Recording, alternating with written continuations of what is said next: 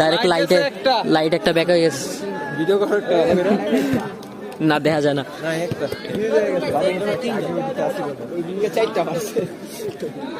Light পুরো back হয়ে গেছে।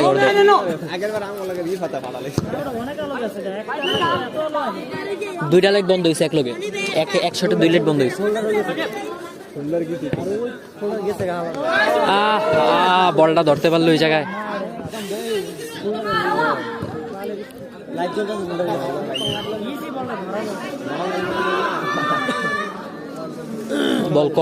বল আউট আছিল এটা।